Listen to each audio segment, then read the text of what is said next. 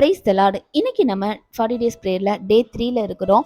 இன்னைக்கு நம்ம பரிசுத்த ஆவியானவரை எப்படி பார்க்க போறோம் அப்படின்னா, இன்னைக்கும் தண்ணீர் சம்பந்தமான ஒரு காரியம்தான். பரிசுத்த ஆவியானவரை ஒரு ஆறாக பார்க்க போறோங்க.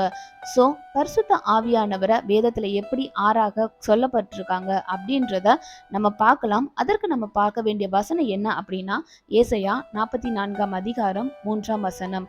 தாகம் உள்ளவன் மேல் தண்ணீரையும் வறண்ட நிலத்தின் மேல் ஆறுகளையும் ஊற்றுவேன் அப்படின்னு கர்த்தர் சொல்லியிருக்கிறாருங்க. இந்த வசனம் முதல் நாள் பார்த்த வசனம் தான். இதுல வறண்ட நிலத்தின் மேல் ஆறுகளை ஊற்றுவேன் அப்படின்னு சொல்லியிருக்காரு. வேதத்துல இன்னொரு இடத்துலயுமே மாம்சமான யாவர் மேலும் என் ஆவியை ஊற்றுவேன் அப்படின்னு கர்த்தர் சொல்லியிருக்கிறாருங்க. ஸோ இதுல இருந்து நம்ம என்ன கத்துக்கலாம் அப்படின்னா, மாம்சமான நம்ம மேல பரிசுத்த ஆவியானவராகிய ஆற கர்த்தர் ஊற்றுவாருங்க. ஸோ ஆரோட நேச்சரையும் பரிசுத்த ஆவியானவரை எப்படி நம்ம ஆரோட கம்பேர் பண்ணலாம் அப்படின்றத பார்க்க போறோம். அதற்கு ஆரோட பயன்களை நம்ம பார்க்கலாங்க. ஆறு அப்படின்னா எங்கேயுமே அது ஸ்டாப் ஆகாம ஓடிக்கிட்டே இருக்குங்க. ஒருவேளை அது ஸ்டாப் ஆயிடுச்சு, அந்த இடத்துல நின்றுச்சு அப்படின்னா அதற்கு பேரு ஆறு இல்லாம குளம் இல்லைன்னா குட்டை அப்படின்னு சொல்லுவாங்க. ஸோ ஆறு எப்போதுமே நிற்காம அதோட இலக்கு என்ன அப்படின்னா கடல்ல போய் சேர்றது தாங்க.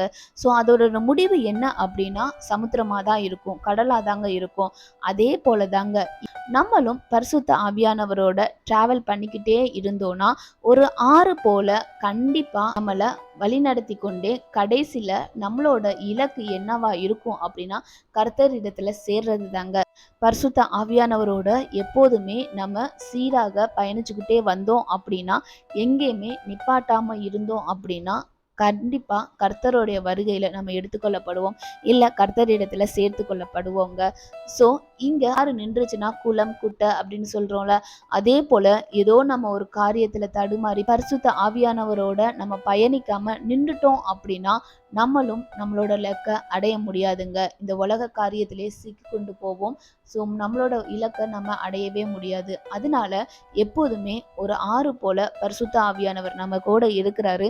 அவரோட நம்ம சேர்ந்து பயணித்துக்கிட்டே இருந்தோம் அப்படின்னா நித்திய ஜீவன் கண்டிப்பா நம்மளுக்கு இருக்குங்க. ஸோ இதுதான் முதலாவது காரியம்.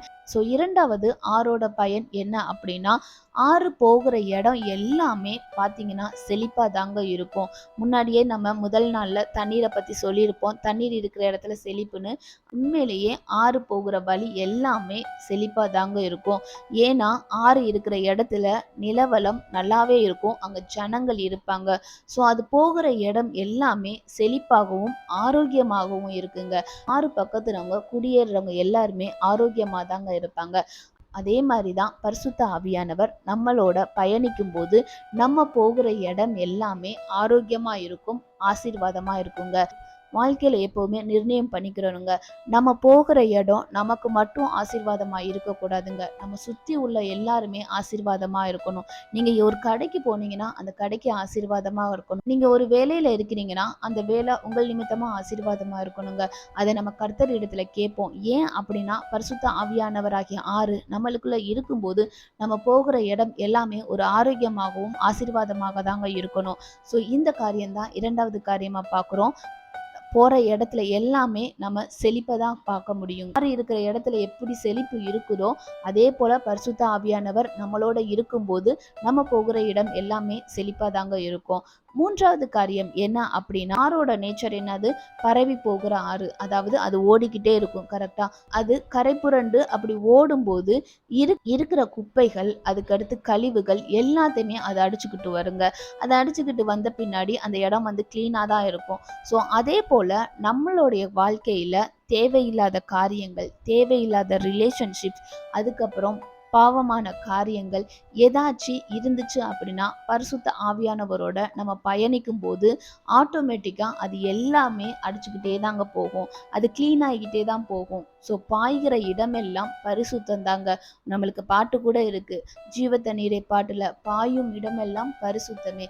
பரிசுத்த ஆவியானவர் போற இடம் எல்லாமே பரிசுத்தமா தாங்க இருக்கும், அங்க அசுத்தத்துக்கு வேலையே கிடையாது. ஸோ இப்படி மூன்று காரியங்களை நம்ம இன்னைக்கு பார்த்துருக்குறோம். முதலாவது காரியம் ஆறு எப்படி ஸ்டாப் ஆகாம கடல்ல போய் சேருதோ, நம்மளும் பரிசுத்த ஆவியானவராகிய ஆரோடு பயணித்துக்கிட்டே இருந்தோம் அப்படின்னா நித்திய ஜீவனை பெற்றுக்கொண்டு கர்த்தரிடத்துல சேருவோங்க. இரண்டாவது காரியம், எப்படி ஆறு போகிற இடத்துல எல்லாம் ஆரோக்கியமும் செழிப்பும் இருக்குதோ, நம்மளும் பரிசுத்த ஆவியானவராகிய ஆரோட பயணிக்கும் போது நம்ம போகிற இடமெல்லாம் செழிப்பும் ஆசீர்வாதமாக தாங்க இருக்கும். மூன்றாவது காரியம் என்ன அப்படின்னா, பரவி போகிற நதி எப்படி கழிவுகளையும் குப்பைகளையும் அடித்து கொண்டு போய் அந்த இடத்த சுத்தப்படுத்துதோ, அதே போல பரிசுத்த ஆவியானவரோட நம்ம பயணிக்கும் போது தேவையில்லாத காரியங்கள், ரிலேஷன்ஷிப் எல்லாத்தையுமே அவர் நீக்கி நம்மளை பரிசுத்தமாக வாழ கிருபை செய்வாருங்க. இந்த மூன்று காரியத்தையும் இன்னைக்கு நீங்க தியானிங்க. கர்த்தர் உங்களோடு கண்டிப்பாக பேசுவாருங்க. இந்த பரிசுத்த ஆவியானவரோட நம்ம பேசணும்னு நினைச்சு உட்கார்ந்து ஏதாச்சும் நம்ம தியானிக்கும் போதே பரிசுத்த ஆவியானவரோட அபிஷேகத்தை கண்டிப்பா நம்மளால உணர முடியுங்க. நீங்க உண்மை இந்த 3 நாள்லையுமே உங்களுக்கு ஒரு வித்தியாசம் தெரிஞ்சிருக்கும் கண்டிப்பா. ஏதோ ஒரு காரியத்துல அவர் கிரியை செய்ய ஆரம்பிச்சிருப்பாரு. தொடர்ந்து இந்த 40 நாளும் அவரை பத்தி நம்ம நல்லா தெரிஞ்சுக்கலாம். அவரோட அபிஷேகத்தை பெற்றுக்கொண்டு நிறைய காரியங்களை கற்றுக்கொண்டு நம்மளை சீர்படுத்துறதற்கு இந்த ஒரு மெசேஜ் உதவட்டுங்க. கர்த்தர் இந்த காரியத்தை பரிசுத்த ஆவியானவரால நம்மளுக்கு செய்வாருங்க. கண்டிப்பா இந்த காரியத்தை தியானிங்க. கர்த்தர் உங்கள் வாழ்க்கையில ஒரு அற்புதம் செய்வாருங்க. பரிசுத்த ஆவியானவர் நிச்சயம் நம்மளை மாற்றுவாரு, வழி நடத்துவாருங்க. நம்ம இன்னைக்கு ஜெபிக்கலாம். அன்புள்ள இயேசப்பா, இன்றைக்கு பரிசுத்த ஆவியானவரை ஒரு ஆறாக எங்களுக்கு காண்பிச்சு கொடுத்தீங்கப்பா. ஆவியானவரே, நாங்க தியானிச்ச காரியத்தின்படி பரிசுத்த ஆவியானவர் அப்பா ஒரு ஆறாக எங்களோட வாழ்க்கையில எல்லா காரியங்களையுமே வழி நடத்தி அப்பா கடைசியில உங்களிடத்துல சேர்ற வரைக்கும் எங்களை சுத்தமாக வழி நடத்த நீங்க கிருபை செய்யுங்கப்பா. ஆவியானவரே, அப்பா சோத்திரம் தகப்பனே, அப்பா நீங்க இந்த காரியத்தை எங்களுக்கு நீங்க கற்றுக் கொடுத்திருக்கிறீங்கப்பா. நாங்க போகிற இடமெல்லாம் ஆரோக்கியமும் ஆசீர்வாதமாக இருக்கும்படிக்காக நாங்க ஜெபிக்கிறோம். ஆவியானவரே, நாங்கள் பறந்து போகிற இடத்துல எல்லாம் அப்பா நாங்கள் செல்கிற இடத்துல எல்லாம் ஒரு பரிசுத்தமும் காணப்படணும்ப்பா. அப்பா நீங்க அப்படி செய்ய போற கிருபைகளுக்காக நன்றி செலுத்துகிறோம். பரிசுத்த ஆவியானவர் எப்போதும் எங்களோட கூட இருங்கப்பா. ஆவியானவரே, அப்பா இந்த காரியத்தை தியானித்து கொண்டு இருக்கிற ஒவ்வொருவர் மேலும் ஆவியானவரே ஒரு அசைவு உண்டாகும்படிக்காக நாங்க ஜெபிக்கிறோம்ப்பா. இந்த 40 நாள்ல தகப்பனே எங்களுக்குள்ள ஒரு மாறுதல் உண்டாகணும். இயேசுவே, அப்பா சோத்திரம் தகப்பனே, நீங்க அப்படி செய்ய போற கிருபைக்காக நன்றி செலுத்துகிறோம். எங்களோட கூட இருங்க. எல்லாவற்றையும் நீங்க பொறுப்பெடுத்து வழி நடத்தி கொள்ளுங்க. இயேசுவின் நாமத்தினாலே ஜெபித்து ஜெயம் எடுக்கிறோம் ஜீவனுள்ள நல்ல பிதாவே, ஆமேன். God bless you. Jesus loves you.